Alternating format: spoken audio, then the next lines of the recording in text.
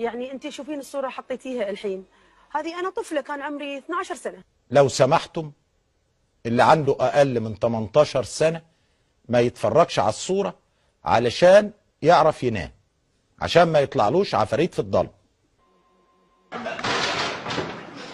ده اعوذ بالله. على طول انا صوتي عالي. بتداري ضعفك بصوتك العالي. بالعكس انا مش ضعيفه ابدا، انا مش ضعيفه، انا فخوره بنفسي، انا فخوره اني انا اليوم احلام.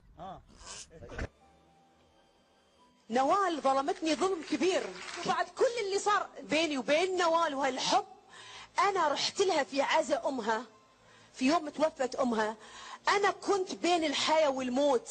يلا ينعل ابو اللي جابك يا ابن الكلب يا واتي. 4 شهور بطني مفتوح ما عم بيتخيط. بس بقى بس كفايه كذب، كفايه كذب. جرحتي في نوال واتهمتيها بعدم الوفاء بدون اي سبب معلن، ليه؟ هي مش وفيه، لا بس هذا مش تجريح. نعم يا اختي. بس هذا مش تجريح. لا واثقه من نفسيها، مش واخد بالك. بجمهوري جاب لي صوره وانا بغني كده نفس حركه ام كلثوم. ايه يا اخوانا ده يا اخوانا، ما تشوفوا لنا حل يا جدعان. بتقلديها؟ لا انا طول عمري بغني كده. يا وليه ايه؟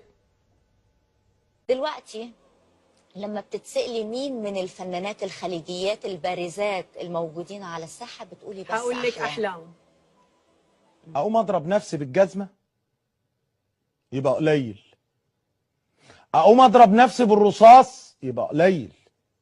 في قطر لبسوني التاج وقالوا لي انت الملكه. الله يخرب بيوتكم. احلام مين مطربه الخليج الاولى؟ احلام. عشان ربنا مديك شويه صحه يعني، عشان انت اكبر مني بالسن. انا على العموم كنست عليك السيده زينب، كشفت راسي واتجهت قلت لها يا ام العواجز، يا ام العواجز، يقعد لها في عينها وعافتها يا رب، يا رب اشوفها مش شحتفها يا رب، ومجنونه وبتقطع في خلايا يا رب. لا لا لا كبه يا شيخ. اديتهم كارت خليتهم يروحوا السما ذاك اليوم. خليت اسمهم ترندنج على السوشيال ميديا بس لاني انا قلت كده. الطم يا ولاد، الطم يا ولاد، الطم يا ولاد. اعمل ايه؟ انت بتقولي ايه؟ بتقولي ايه؟ من تواضع لله. يخرب عقلك ده انت مسخره. بعد الملكه هيجي لقب ايه؟ بعد الملكه والملك لله سبحانه وتعالى. قلبك عامر بالايمان ونعم بالله. دي احسن كلمه قلتيها دلوقتي. في منتصف الجبهه.